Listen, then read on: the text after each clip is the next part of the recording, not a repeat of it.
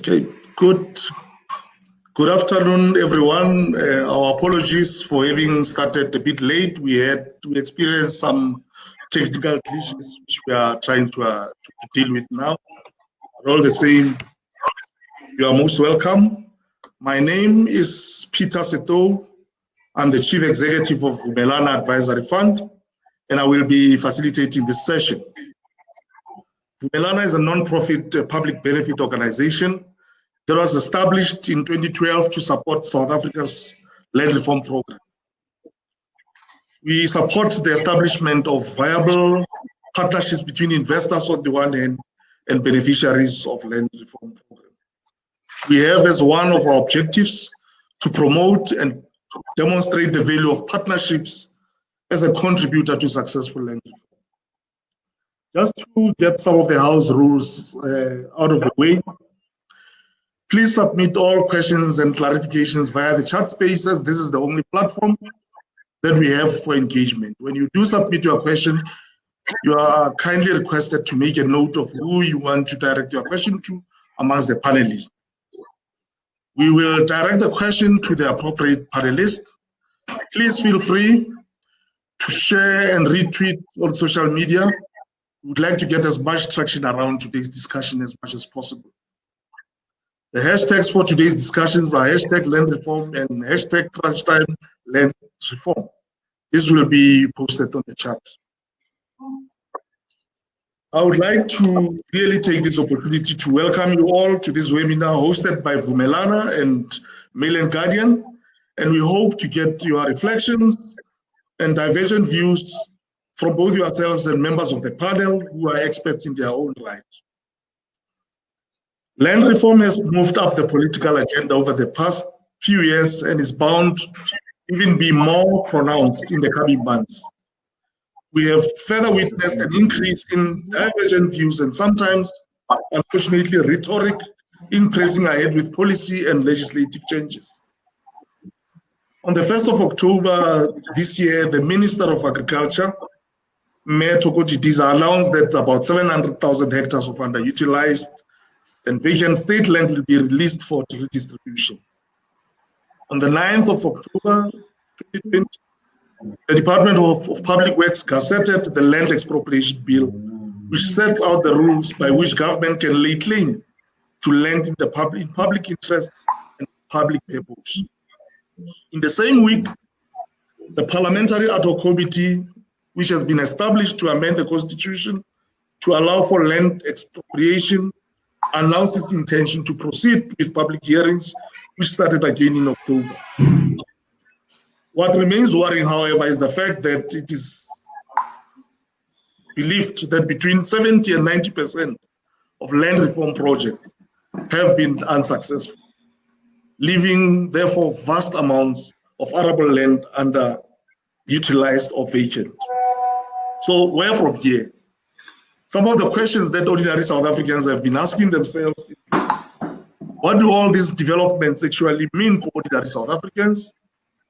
What are the future implications? Who is affected? Will the proposed measures contribute towards improved livelihoods of people? What is the impact of a partnership-driven model driven through community-private partnership? As the government is running out of funds to support land reform efforts, does land reform still present opportunities for the private sector, driven partnerships and investment? Will we meet our targets in terms of the National Development Plan, or will South Africa become another failed land reform case study? To respond to this and other questions, I am joined by an esteemed panel who are experts in their own right and continue to play an invaluable role in land reform more broadly. As part of the panel, I have Dr. Mathole Motshekga, who really doesn't require any introduction. He's chairing the Ad Hoc Committee that has been formed to initiate and introduce legislation amending Section 25. I also have Bulelwa Mabasa, who's the Director and Head of Land Restitution. advertisement attorneys. Her expertise is spread across a number of practice areas, which include dispute resolution, infrastructure, energy, mining, etc. Her areas of specialization include administrative law, constitutional law, commercial law, expropriation, litigation, etc. She has served on the Presidential Expert Advisory Panel on Land Reform and Agriculture. And we also have Wandile, who's the Chief Economist at the Agricultural Business Chamber of South Africa. He is an agricultural economist by training. He was appointed as a member of the Presidential Economic Advisory Council in 2019, after serving on the Presidential Expert Advisory Panel on Land Reform and Agriculture between 2018 and 2019. He's also a member of the Council of Statistics of South Africa, Stats SA. He's a commissioner at the International Trade Commission of South Africa. We also have Mazwi. Mazwi is the programs manager at Vumelana Advisory Fund. He's really the engine behind what we do at Vumelana. He joins Vumelana in 2013 to manage the core programs of the fund, which is Transaction Advisory Support Program and the Communal Institutional Support Program.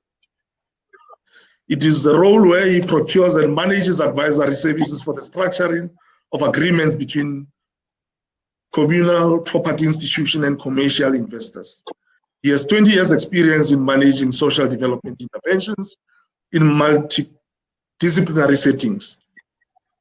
I would like to take this opportunity to welcome you as panel members. Now, just to get the ball rolling, I'm going to start with Dr. Mathole Motshekga, just to raise a few questions so that you can have some introductory remarks. During the 5th Parliament, the Constitutional Review Committee was mandated to solicit views of the public on the possible review of Section 25 of the Constitution. After extensive consultation, the Review Committee recommended that Section 25 of the Constitution be amended to make it explicit, or to make explicit rather, that which is implicit in the Constitution with regard to expropriation of land without compensation as a legitimate option for land reform, and so as to really address the wrongs of the past. A resolution supporting this was passed in the National Assembly during the 5th Parliament and again in the 6th Parliament, which resulted in the development of the Constitution 8th Amendment Bill of 2019. Dr. Motshekga, for the benefit of participants, can you briefly explain where we are with this process? What are the timelines? When can we realistically expect to have finality on this matter?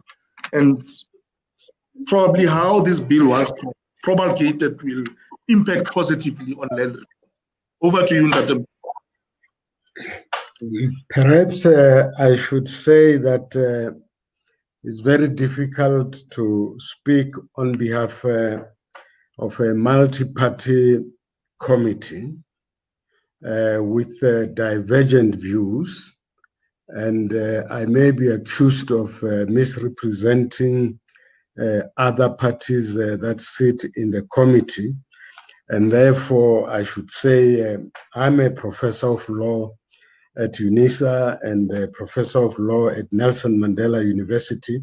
So if I happen to express an opinion which is you cannot attribute to Parliament, then attribute it to my professorship.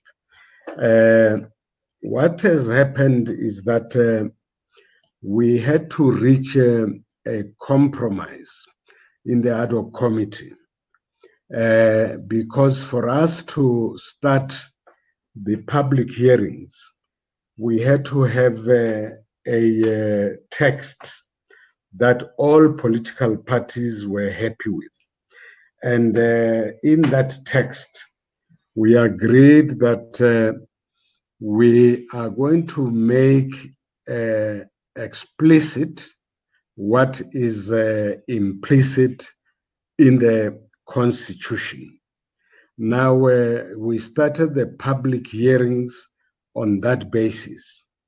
But you have to bear in mind that that was a deal among politicians who were trying to accommodate one another. But when we went to the people, other issues arose, and those issues will be contained in the report that will be submitted to the ad hoc committee this week.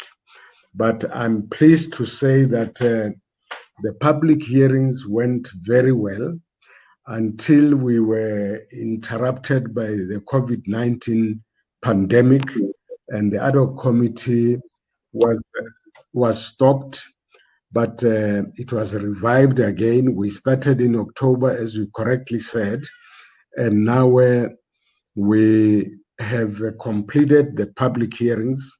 We are awaiting the final report. The committee will be sitting this week to hear what has come out from the people. And that report, if it's, and I guess it will be accepted by all political parties, then it will be tabled in the National Assembly for consideration. And then the National Assembly will come up with the way forward. Thank you very much, Dr. Motsaka, for those opening remarks and really for giving us information on where we are with this process of amending Section 25. I would like to now move over to Bulelwa so that she can also give us her introductory remarks. Bulelwa, the Land Expropriation Bill was gazetted by the Department of Public Works on the 9th of October 2020. The bill sets out the rules by which the government can lay claim to the land in public interest and for public purpose.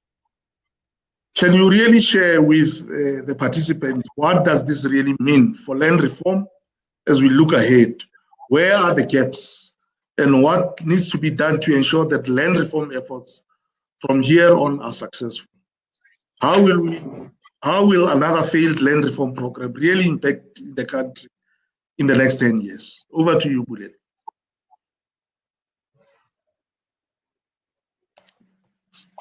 Excuse me, Bulelwa?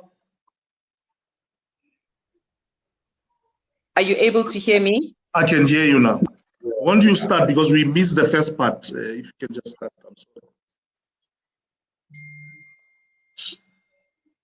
Sorry, Bulelwa, we can't hear you now. Can anybody? Sure. We can't hear you now.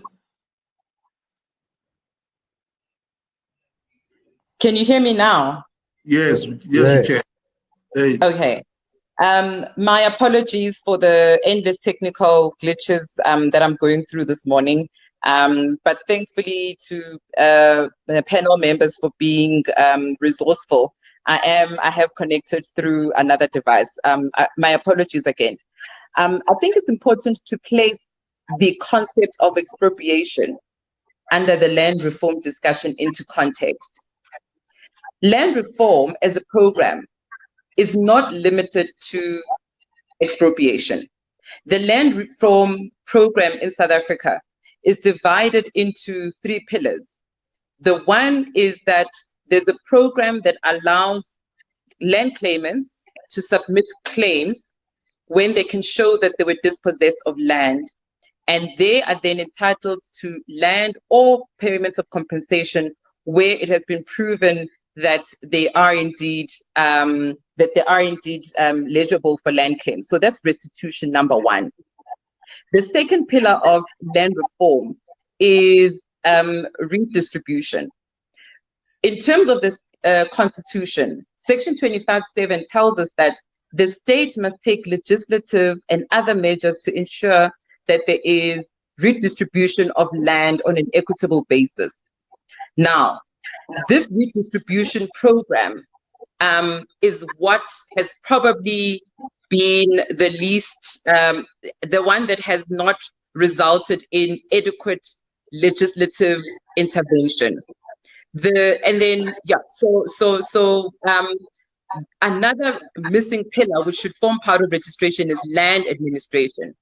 Land administration would be a process under which all state departments and government creates a system where it is known who owns South Africa, where they own South Africa, and everybody has access to all of that. Then the fourth pillar which exists is on land security of tenure. And this is to ensure that vulnerable people, such as farm workers and farm dwellers, are able to not be evicted arbitrarily. I say this because it's important to frame the discussion around land reform, understanding that there are at least 4 pillars that formulated. On the question of expropriation, I think it's important that I also clarify that an expropriation is a globally available tool to governments to be able to obtain land that is needed for the public good and the public purpose. It is only a tool that allows government to acquire that land. So expropriation and land reform are not interchangeable concepts. Expropriation, as I said, is a worldwide global tool. However, in South Africa, the current legislation on expropriation is the 1975 Act, which was drafted on the basis that the state would acquire land on the market basis, willing buyer, willing seller. That expropriation act did not take into account that one day South Africa will have to be faced with the challenge of reforming, redistributing land post-colonialism. So the concept of expropriation is borrowed from Roman Dutch law, from English law. It is not designed inherently to be a tool that helps land reform. The crafters and the inventors of expropriation were solving their own problems. They were solving the problem that if a state wants to buy land to build a train or to build a school, it must do so, but then it would pay the person who suffers adequate compensation for it. So it's important to understand the definitional and the positional value of expropriation and what it means. Now, when we move to South Africa, we have to ask ourselves, yes.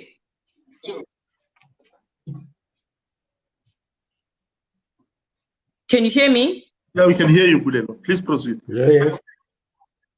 So when we start saying in South Africa, 26 years after democracy, when we ask why is expropriation important and what is its role? What is the role of expropriation in South Africa? The first answer is we must understand its origins, what it was designed for and by whom.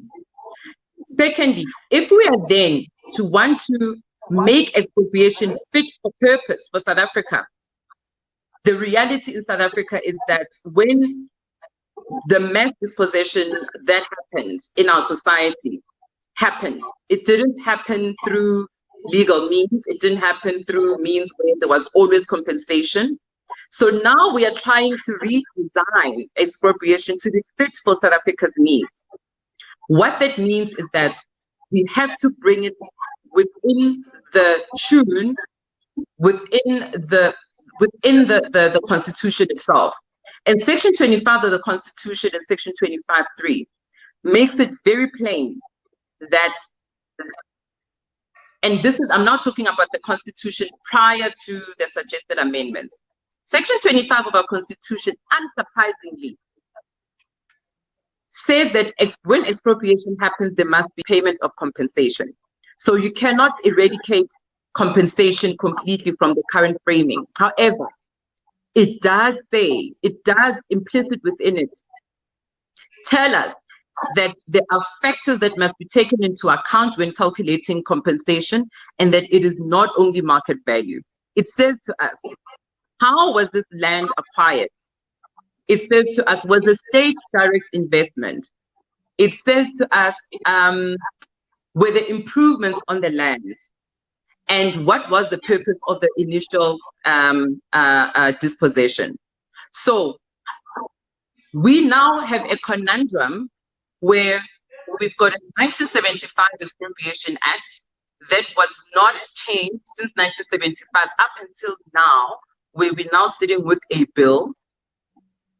And the conundrum that we sit in is because throughout the existence of the Constitution, and although the Constitution has told us that expropriation can happen at less than market value, we have created a precedent and policies that have favored or have been implemented on the basis of the market.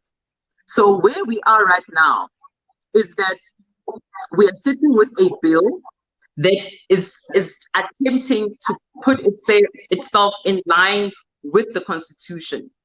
And at the same time, whilst we're doing that, there has been no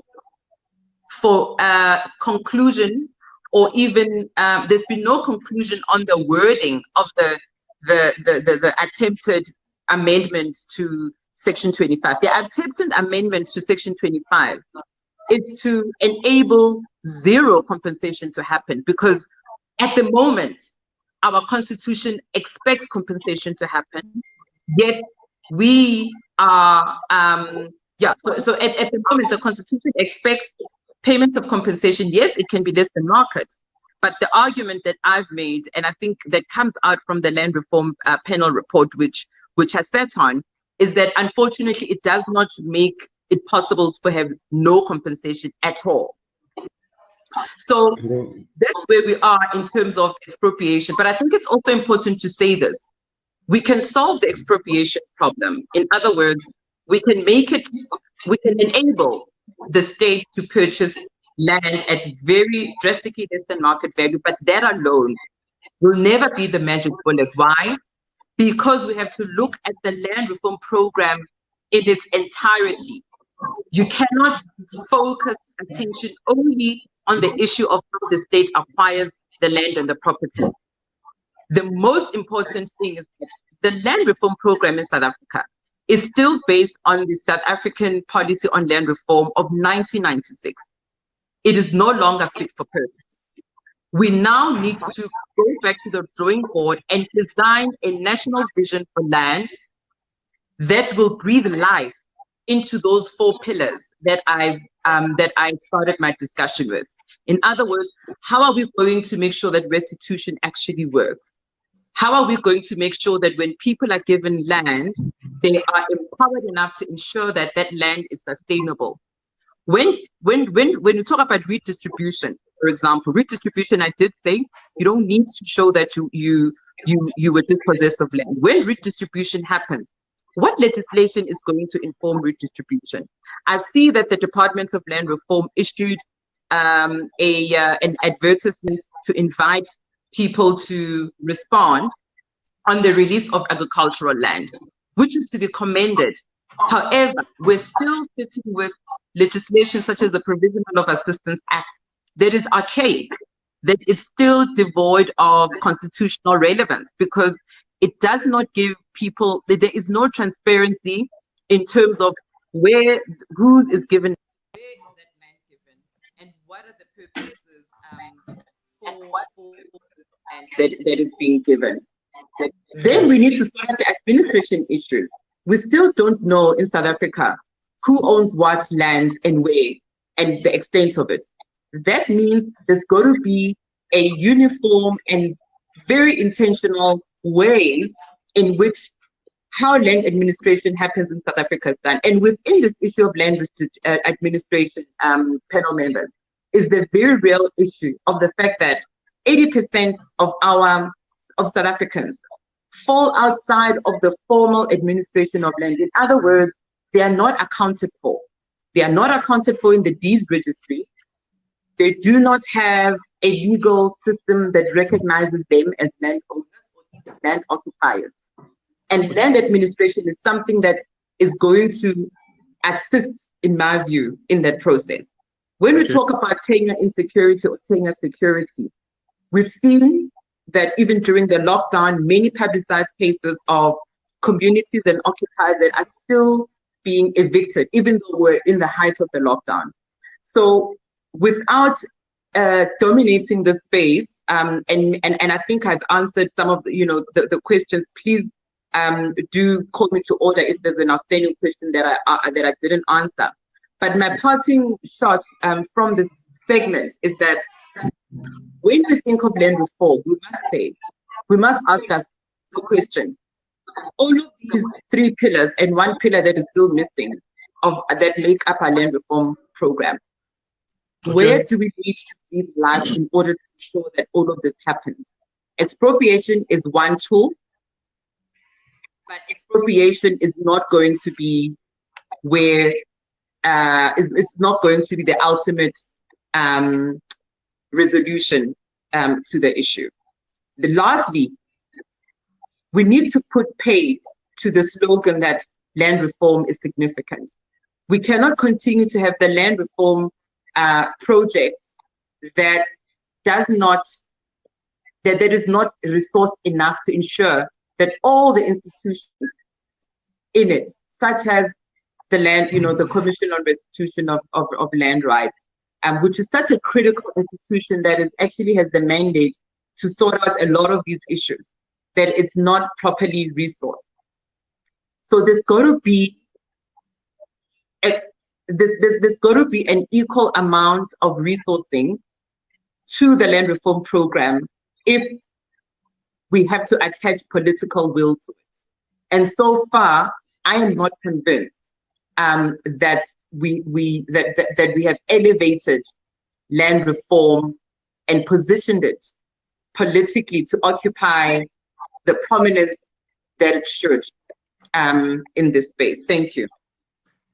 Thank you, Bulela, for those elaborate words. And I'm going to now go to Wandile. Wandile, it has been reported that to date, between 70 and 90% of land reform projects have been unsuccessful. Now we have a situation where an additional 700,000 hectares of underutilized land or vacant land will be redistributed.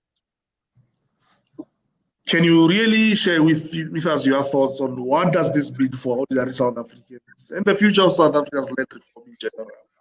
And what is the impact on food security and on food production?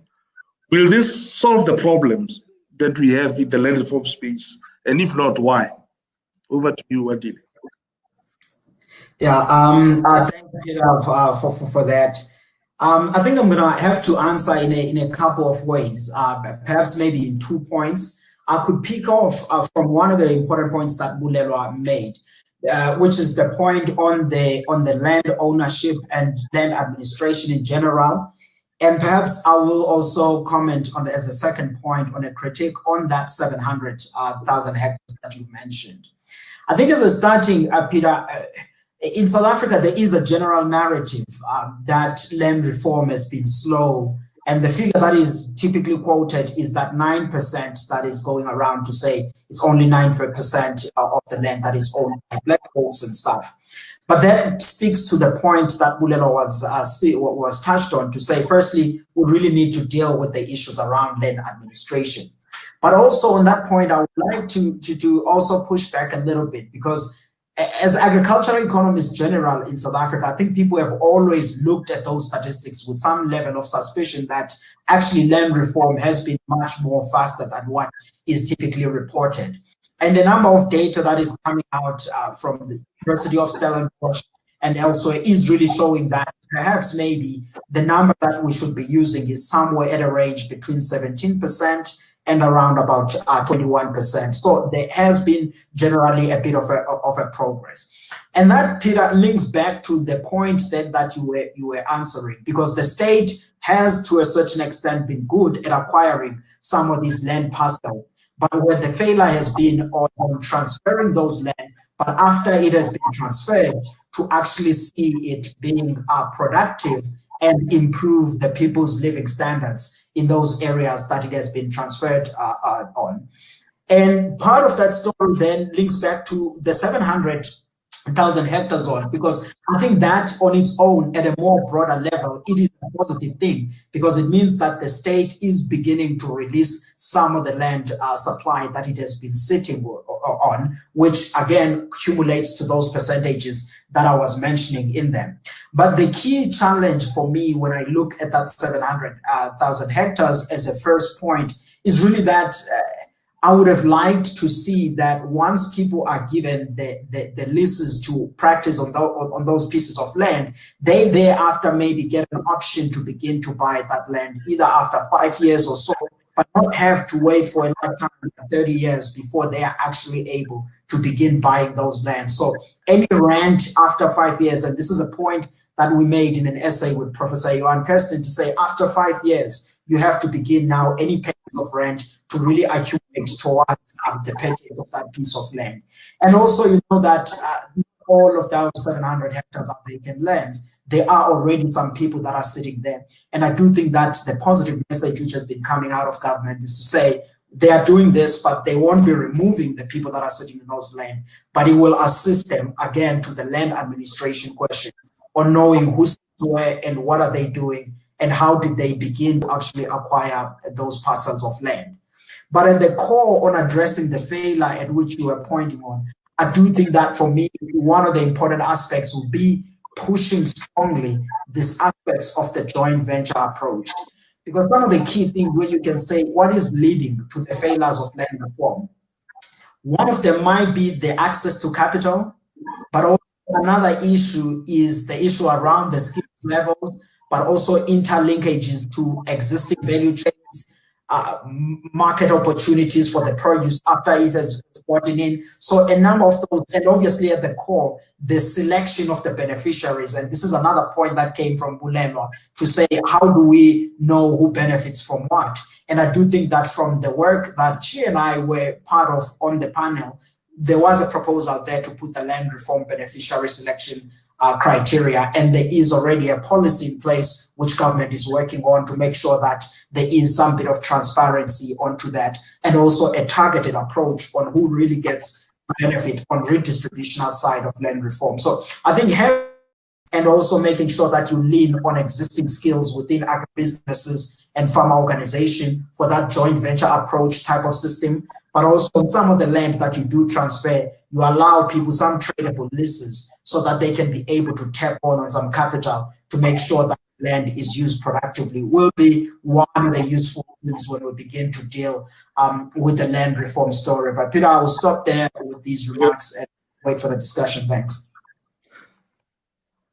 Thank you very much, Wandile. Now I want to move over to Mazwi. Colleagues, I know that we're running, we started a bit late and we're chasing time because we've got 1 hour really for this engagement. Mazwi, your views, as we look ahead, it's clear that there are no additional funds to be spent on land reform. You know that recently the Minister of Finance was at pains to actually indicate to the rest of us as South Africans that there is no money, and in fact there are budget cuts in several respects. In fact, as indicated earlier, we are facing budget cuts in land reform, as I've said. The question is, what is the role of partnerships? Do they really present an opportunity to bridge the funding gap in land reform, or will they be fueling tensions? What has been the experience of Vumela now creating partnerships between land reform by beneficiaries and private investors? Over to you, Mazwi. Thank you, Peter, and greetings to fellow panelists and our audience. Peter, the importance of partnerships cannot be overemphasized. Partnerships which bring in private capital to complement state resourcing. As we have heard from the previous speakers, what the state is able to do is quite limited in terms of covering the whole ambit of the land reform needs. What the state already is able to do in terms of acquiring land for land reform purposes is quite a significant use of resources already. So it is important then therefore to look at private capital so that we can leverage resources, information, skills, the networks of established business firms, so that we can use those linkages to connect land reform beneficiaries to opportunities of success. The view that we take from Vumelana is one where, and I know that we've covered quite a number of points here around the objective of land reform, but the view that we take as Vumelana in view of land reform is one where we realize the importance of transferred land as a pathway out of poverty. Not only that, but also as an enabler of bringing new land reform beneficiaries into the mainstream economy. So it's very important that we leverage the goodwill as well as the intentional commitment that we continue to see in our various operations, whether it's in agriculture, whether it's in tourism. What one finds is that there's quite a lot of goodwill and engagement at various levels where the established operators are keen to bring into their value chains and their operations those that are beneficiaries of land reform. This contribution is important, Peter, in a way that what it does is that it prevents communities from losing on an opportunity that has been extended to have an asset. To have an asset and not be able to work it or make it generate the kind of positive impact that you'd like to see is quite frustrating. And so this is also where we also come with the view that says that as much as there's a slow pace in terms of the land reform program, there should be a greater focus also, just in terms of ensuring that where land has already exchanged hands and it's now resting with new landowners, more should be done, therefore, to make sure that that land is kept productive or is brought to productive use. Because remember, the interventions that we find ourselves in that are linked to land reform, these really become the local economic drivers in those communities, where often we know of the challenges of high levels of unemployment, and poverty and inequality and so forth. So, Peter, with those ways, I mean, it's just emphasizing the importance and the contribution of partnerships as positive contributors to land reform. Thank you. Thank you, Bazui. And perhaps maybe let me go back to Ntate Motshekga. Ntate Motshekga, when one looks at the preamble to the draft amendment bill, it suggests that expropriation without compensation will serve to accelerate the land reform process. But a number of researchers and reports, such as the high-level panel report, which is often referred to as the Motlanthe report, pointed out that the Constitution is not the main impediment to successful land reform, but that other factors, such as lack of post-settlement support, inadequate budgets and access to finance, lack of government capacity, poor coordination, and corruption, to mention a few, are really at the core of the problem. What is your take on this, Ntate Motshekga? I think we must understand the situation in its historical context. And this is what we picked up as we moved around the country. That, beginning in 1652, the Khoi and San in particular were forcibly dispossessed of their land. And even today, they remain the most affected people. Now, in 1885, the Berlin Conference carved our country and distributed it amongst the Europeans. Now, in 1909, the South Africa Act was passed, and which established the Union. And now, in 1913, only 7% of the total surface of the country was left to the majority, which was increased to 13% in 1936. And now this 13% became the native reserves. Therefore, it means that African people don't have access to land.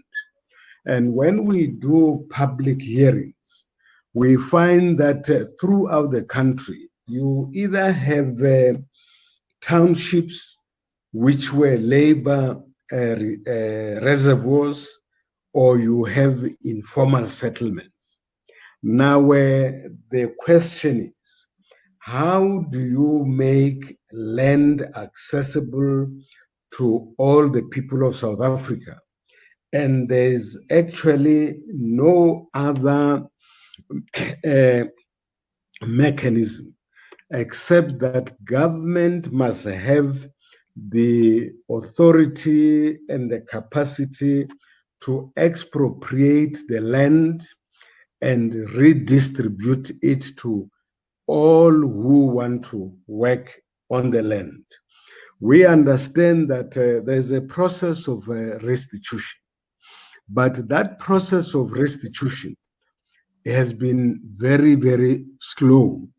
And we also established a bureaucracy, the National Land Claims Commission with Regional Land Claims Commission, and to maintain those structures is very costly. So corruption is something that is also related to this bureaucracy that we have established. I think our point of departure should simply be that the majority of South Africans live in the native reserves. And these native reserves include the townships. So the land, as the Freedom Charter says, has got to belong to all the people of South Africa. And there's no other mechanism that you can use to make the land belong to all the people of South Africa except by expropriating land. Because, when you drive throughout the country, vast tracts of land are unoccupied, unutilized, and African people are still in townships, they are still in informal settlements. There is a great land hunger. Now, when you talk about partnerships, you cannot enter into a partnership with a person from a squatter camp. Land must first be made available, and therefore the logical approach is that we must expropriate land without compensation, and the state must then redistribute the land that is there to South Africans. And those who can prove that they were forcibly dispossessed of the land, they must be given their land. There must be post-settlement support. But if you say people must form partnerships, then the private sector will put their money, and after they've put their money, what is there for them? Which means that the owners of the land will end up being indebted to the partners. So I think the first step is, I would suggest, let's all support land expropriation without compensation, and deal with the question as to how do we redistribute the land that we have expropriated to make land accessible to all South Africans. Poor coordination and corruption, those things are the byproducts of the situation that we have now. Thank you, Ndate Masaka, for your take and your views on this one. Wandile, perhaps in the context of COVID-19, weak economy, joblessness that we've been subjected to as a country, we have seen bold responses by government to really mitigate the crisis through initiatives such as the increase in welfare payments, but perhaps with a less focus on land reform. Do you think land reform can contribute towards rejuvenating our economy and job creation?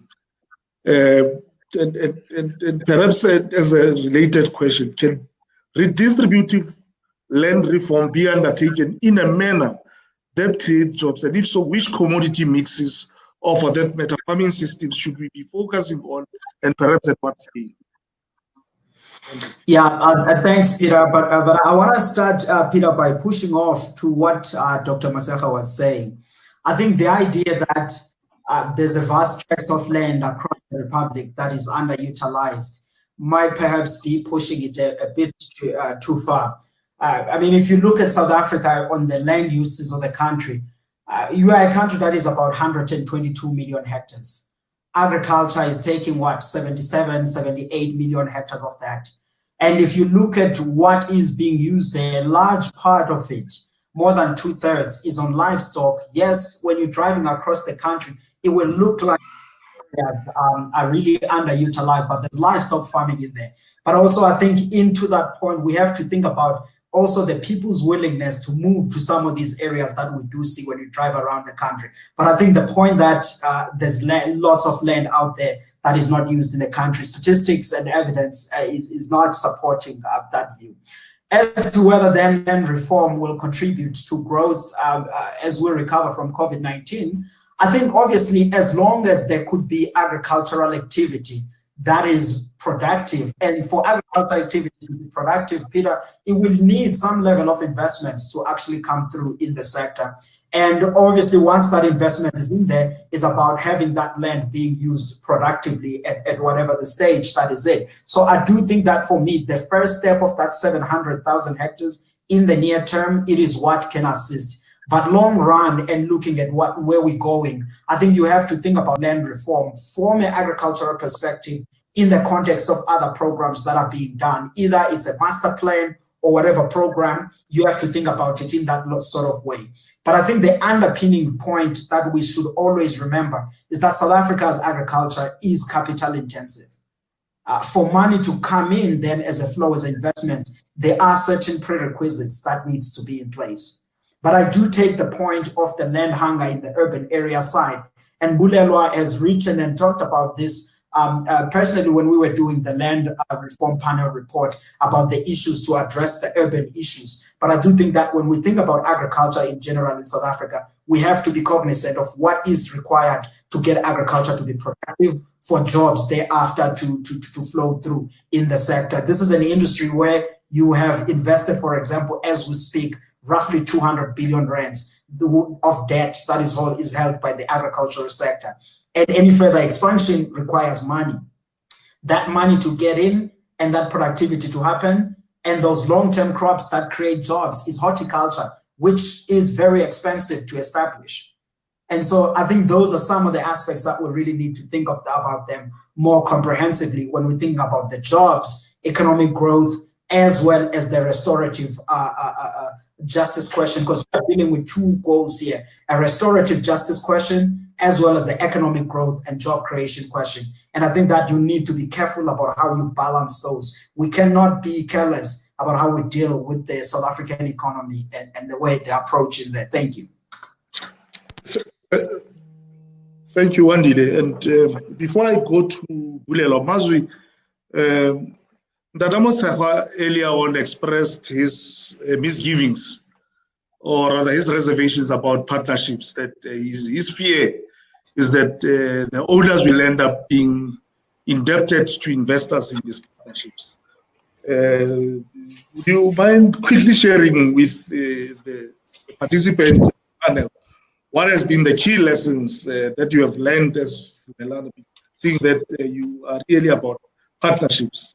And what is it that's required to make this a success? Do you really want to? Can you make some comment on that? Yes, thanks, Peter. And to Ramotshekga's point, and I see also that Xolani Radebe has a similar kind of a comment on our chat. The way in which we see the importance of partnerships and how we've approached it as Vumelana is by way of providing transaction advisors that can be able to mediate and make the facilitation of these partnerships between land reform beneficiaries and private investors possible. The importance of transaction advisors goes to the heart of what Ramotshekga is highlighting, which is basically to make sure that whatever agreements that are established between the land reform beneficiaries and commercial investors, those agreements must be based on transparent and mutually beneficial terms. So it is the work of our transaction advisors in the 21 deals that we've successfully facilitated, which are capable of raising just over 730 million rands in new investment. It is the work of the transaction advisors that makes it possible for fair and equitable agreements to be reached between land reform beneficiaries and their commercial partners. Sorry, Peter, am I missing something else? So, okay, just to add, so part of the critical lessons that we, that we have experienced include the importance of the centrality of government, whether we're facilitating deals towards agreements or whether we get to the stage of implementation. The role of government continues to be quite central to the success of the work that we do. The other point that I may quickly raise has to do with the fact that not all land reform land carries a developmental potential. So what this also means for us then is just to be clear and be sure that we can manage expectations quite early on as we take on opportunities that get presented to us. The last point, if I may just quickly add it, Peter, is the importance here of governance and financial management support that should be provided to enable these large assets owning communities to be able to implement our commercial partnerships with success. It cannot go unsupported. The point where land reform communities take a central stage in commercial operations, but without there being, the requisite level of governance, so that reporting to members can be maintained. Transparency in terms of financial reporting should also be maintained. Without those ingredients, we fall into the usual trap of ongoing community conflicts. Thanks, Peter. Thank you, Mazwi. I've got a number of questions coming from the participants. I'm not gonna. Some of the stuff is actually really comments, not so much questions. But Tate Motshekga, I just want to read something here so that you can try to internalize it whilst I ask Bulelwa to respond to one question. It says the 2008 cabinet decision to refuse ownership of conservation land in Kruger Park is unfair and not in the spirit of the Freedom Charter, land reform, or justice. We need to find ways to give removed communities equity in conservation. This decision must be challenged. Since when is cabinet decision now the law and not challenged? The communities do not want to change the land use only to get restorative justice and equity in the conservation economy. This was raised by one Steve Collins. Maybe just think about your views on that whilst I get Bulelwa to respond to this specific question. Bulelwa, I'm sure you've studied this bill quite extensively. In your view, just in 2 or 3 sentences or a few sentences, what are the bill's strengths and what gaps have you found in the bill? Bulelwa. Bulelwa, are you there? I'm here, Peter. Can you please? Sorry, I can't hear you. I missed you. I'm saying, can you please repeat the question? Can you hear me? Yeah, I can hear you now. I'm saying I realize that you have probably studied the bill quite extensively. I'm talking about the land expropriation bill. So I want to find out, in your view, what are the bill's strengths and what gaps have you found in the bill? Sure. Thank you, Peter. I think the one fundamental issue to point out is that from a constitutional basis, it would have been proper to first have the amendment of Section 25 of the Constitution to be finalized, because that amendment and the wording of the amendment in Section 25 should be what informs the content of the bill. So that's just a procedural constitutional issue that I'd like to flag out there is that you would have expected that the amendment of the Constitution is what should inform what happens in secondary legislation. And that is a legal issue of the principle of subsidiarity. But be that as it may, I think that the one issue that is positive about the bill is that suddenly the question of expropriation without compensation is no longer a monster that no one wants to talk about or that no one wants to interact with. It does clarify, and it does seek to clarify those circumstances that would warrant zero compensation. Because in the past, when you mentioned expropriation without compensation, there was a tendency to think that what is being said is that land will be nationalized or that if there would be land grabs. But I think it provides a certain sense of certainty around the fact that the rule of law will be what governs expropriation, number one. That's a positive. As I said, the second positive is that it does give you those instances that would warrant expropriation without compensation. But obviously, as you would have it, every time you list things that are allowable, questions will arise about other instances that might not be listed in the legislation. And I think another issue around the expropriation bill as a whole is that we need to realize that expropriation without compensation, I would like to disagree with Professor Motshekga on the basis of the following. Those circumstances are so limited that even if you were to do expropriation without compensation, let's say for abandoned buildings or whatever, the fact of the matter is that there is no sufficient land that is available that will restore the people of South Africa, especially the dispossessed, to where they were. In other words, not even expropriation is going to, on its own, end up with land reform patterns being reformed drastically, especially because the expropriation bill does not deal with, for example, the reality of the fact that, as Wandile has said, that the agricultural production principles inherent in them have so many factors that need to be taken into account. Security of tenure. Are you able to, is the land registered? Who does the land belong to? Are they leases? Are they tradable? So all of those issues are not going to be solved by expropriation without compensation.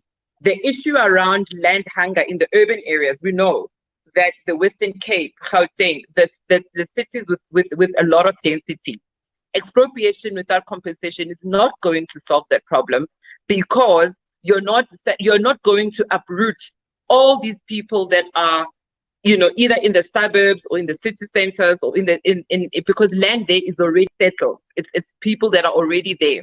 So expropriation without compensation is not going to unlock land which can be available to be redistributed on a mass scale in South Africa.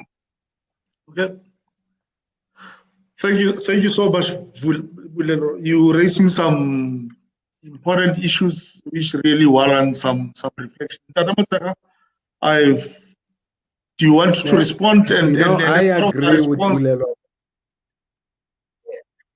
Yeah, sorry. I want to agree with Bulelo when he said.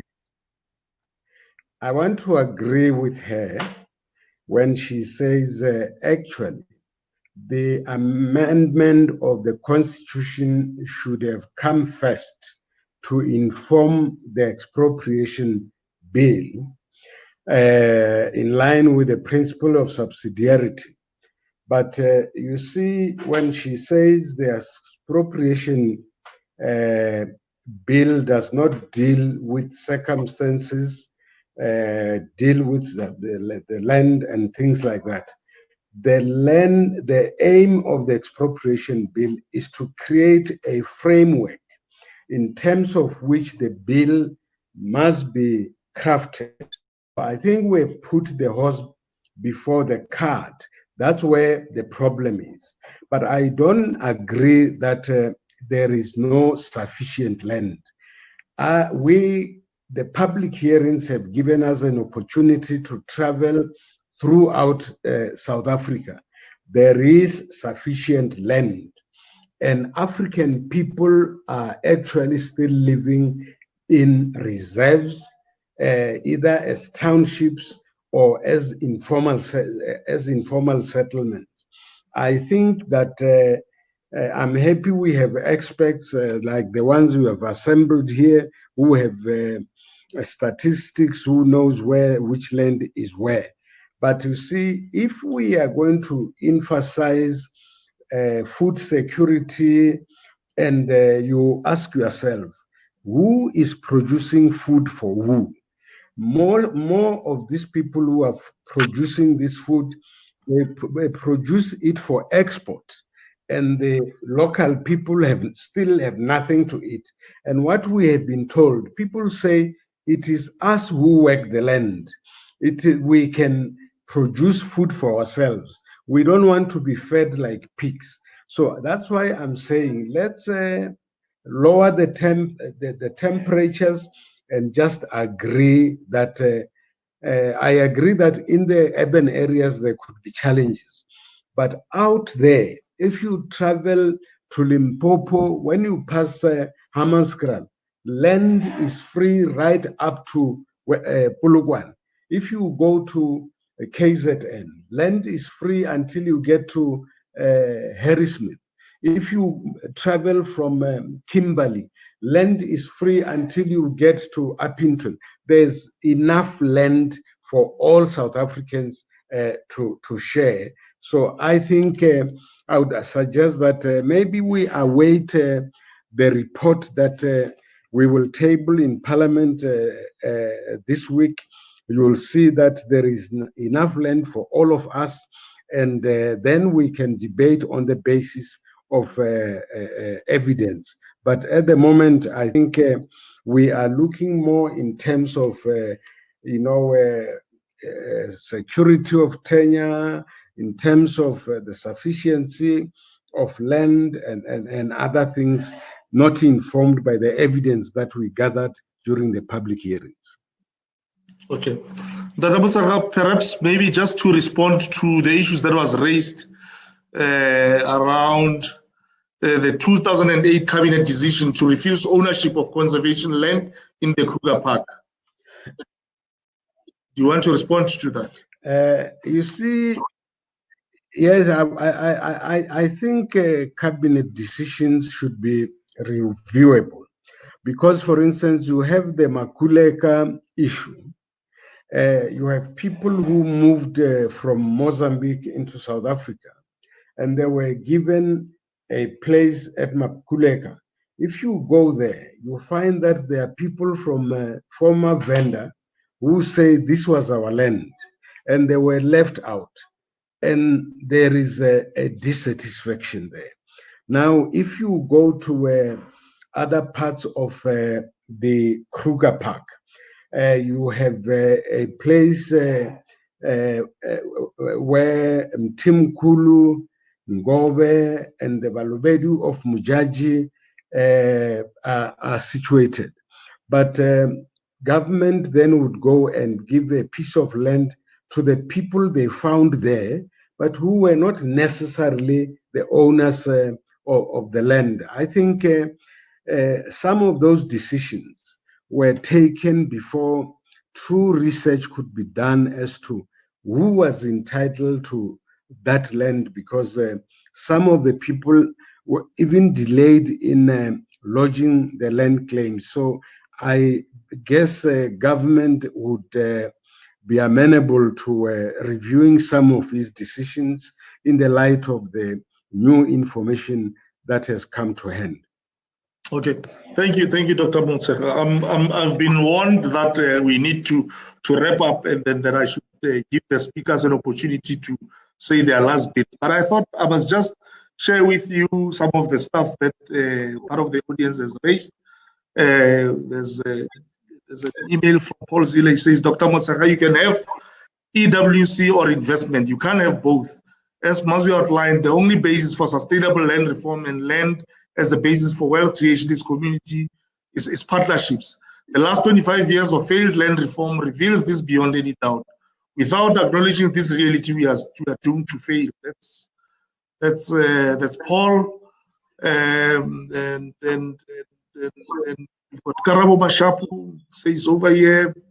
Glad to find out, Dr. Motshekga, the South African government gave people land who are not ready in terms of skills. What plans do government have in order to make sure that those who will be benefiting from this land will be equipped with skills and knowledge to use the land profitably and create jobs? Comments from Francois, who says zero corruption, education, creation, and resilient citizens is what we need. He says this is what was followed by Singapore, and now it's one of the wealthiest nations. And yeah, I think we've got quite a number of comments out there. But maybe let me give this opportunity now to you as the panel members to just wrap up and make your concluding remarks. Ntate Motshekga, let me start with you, and then I'll go to Bulelwa. You can just take 2 minutes, a minute or two. Peter, I think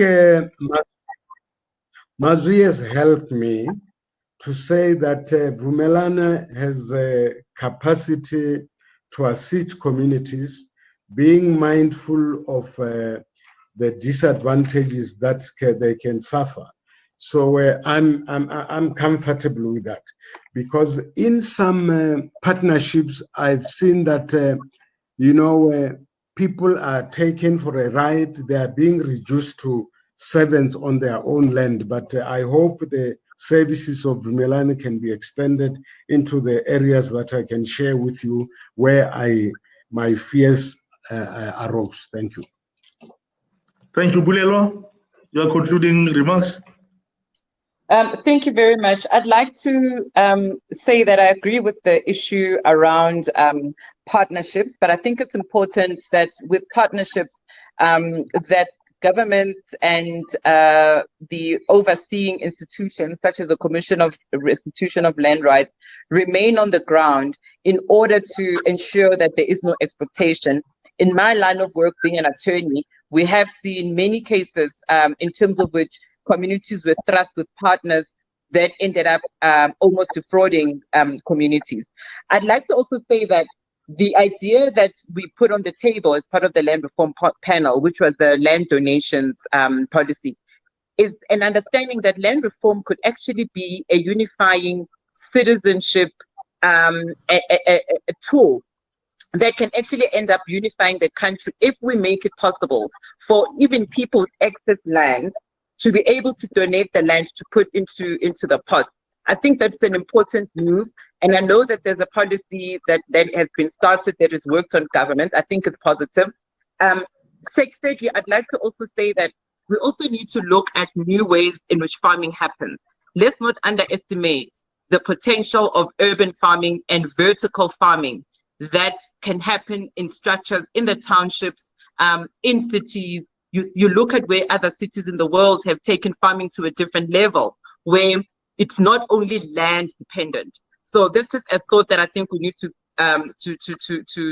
grow with. And lastly, my final shot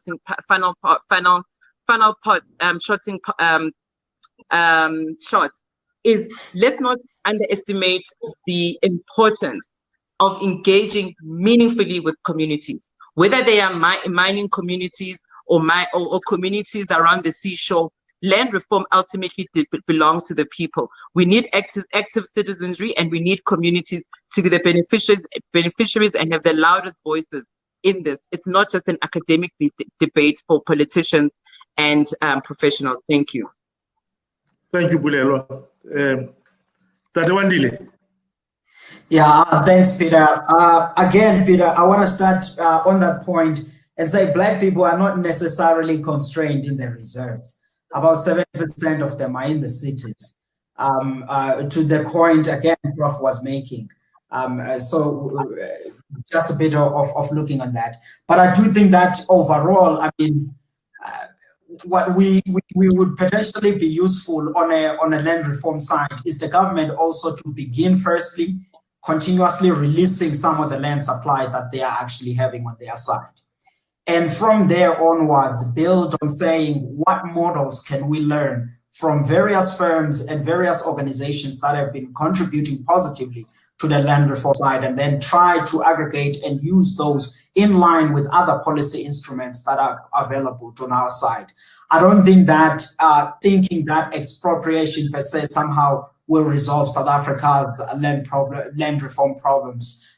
To the point, again, Bulelwa started on, this is not going to be a solution. There's a number of learnings that we can do, which you as Vumelani have some of those examples to learn from. But let's never underestimate the contribution of the social compacting that is already beginning in South Africa in a number of these things. And let's look at evidence and statistics when we are making any of these things, not so much on a political standing of where we are. Thank you. Thank you, Wandile. Mazwi, just wrap up in a second. I've been warned that I'm running a bit late. Sure. No, thanks, Peter. My parting shot is just to emphasize the focus that we also need to place equally on the inventiveness of South Africans.